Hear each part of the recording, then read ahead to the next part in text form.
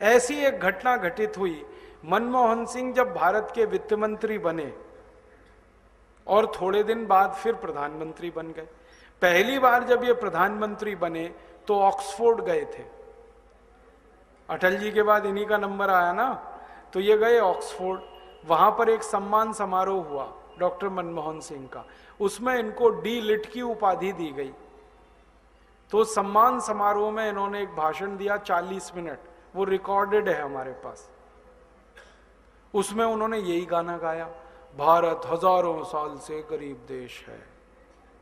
ये तो अंग्रेज थे जो भारत में आए और उन्होंने भारत को थोड़ा सभ्य बनाया। हम अंग्रेजों के बहुत आभारी हैं जिन्होंने आकर भारत को तकनीकी सिखाई। हम अंग्रेजों के बहुत आभारी हैं जिन्होंने भारत में विज्ञान लाया। हम अंग्रेजों के बहुत आभारी हैं जिन्होंने भारत में उद्योग लाए। हम अंग्रेज, ये बोला उन्होंने 40 मिनट, 40 मिनट। अगले दिन ये भाषण इंग्लैंड के अखबारों में छपा, तो कई अखबारों ने टिप्पणी लगाई, हेडिंग लगाया कि लगता है भारत अभी भी अंग्रेजों की गुलामी में ही है, क्योंकि भारत का प्रधानमंत्री जो गान गा रहा है यहाँ आकर, वो एक स्वतंत्र देश के स्वाभिमानी प्रधानमंत्री का गाना नहीं है, ये तो गुलाम देश के गुलाम प्रधानमंत्री का गाना है। और मैंने ये दो नाम इसलिए लिए कि दोनों जिंदा हैं ये, हाँ दोनों जिंदा। और इनके साथ मेरे दिल की तमन्ना है कि एक बार इनको मंच पे बिठाओ दोनों को, और मैं इनसे शास्त्रार्थ करना चाहता हूं भारत के बारे में, और मैं उनको वो प्रमाण देना चाहता हूं, वो दस्तावेज सौंपना चाहता हूं जो भारत की कहानी कुछ और कहते। अब मैं आता हूं प्रमाणों पर, दस्तावेजों पर। हमारे भारत में अंग्रेजों की जब ईस्ट इंडिया कंपनी आई 1618 में, तो इस ईस्ट इंडिया कंपनी का जो सबसे पहला अधिकारी आया उसका नाम था थॉमस रो। टॉमस रो भी कहते हैं उसको, थॉमस रो भी कहते हैं। ये जहांगीर के दरबार में पेश हुआ, तो जहांगीर के सामने इसने एक एप्लीकेशन दिया और ये कहा कि हमें भारत में व्यापार करने का लाइसेंस चाहिए। तो जहांगीर ने पूछा क्या व्यापार करोगे, तो वो चुप्पी मार गया। फिर पूछा उसको क्या व्यापार करोगे, तो उसने कहा खरीदने के लिए तो हमारे पास पैसे नहीं है और बेचने के लिए कुछ नहीं है। हाँ, यही उत्तर दिया था जहांगीर को। जहांगीर ने पूछा था तुम क्या बेचोगे यहां पर, व्यापार का मतलब तो कुछ बेचना और कुछ खरीदना।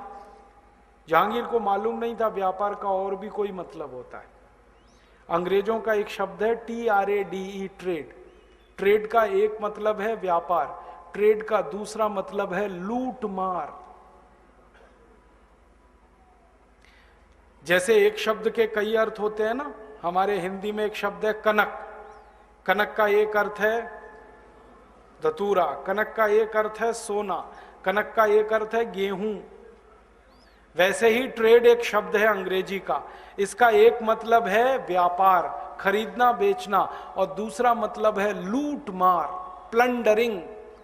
आप अंग्रेजी डिक्शनरी पढ़ो, 16वीं सेंचुरी की वेबस्टर डिक्शनरी मैंने ढूंढी तो उसमें ट्रेड के सामने लिखा है प्लंडरिंग, लूट मार।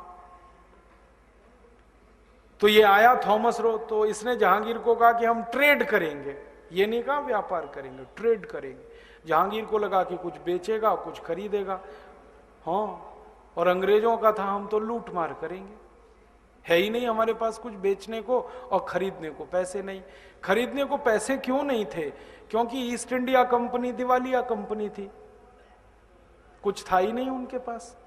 मैंने ईस्ट इंडिया कंपनी की पहली मीटिंग की रिपोर्ट निकाली, मिनट्स। पहली मीटिंग हुई इनकी 1599 में। उस मीटिंग में प्रस्ताव हुआ कि ये कंपनी बनेगी और नाम इसका ईस्ट इंडिया रखा जाएगा। क्यों भाई, ये तो अंग्रेजों का नाम नहीं है।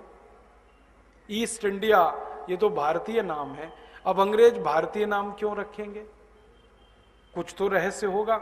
ईस्ट लंदन क्यों नहीं रखा, east London company. East Yorkshire company क्यों नहीं रखा, या वेस्टमिंस्टर कंपनी क्यों नहीं रखा उसका नाम?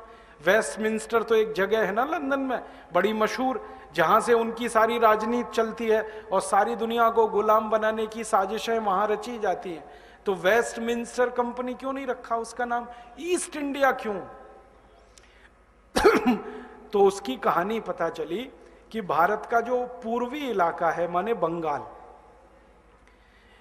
इस बंगाल के इलाके से बहुत सारे पानी के जहाज जाते थे व्यापार करने भारत के, और वो जहाज लंदन के नजदीक से गुजरते थे, अफ्रीका जाते थे, लैटिन अमेरिका तक जाते थे भारत के व्यापारी।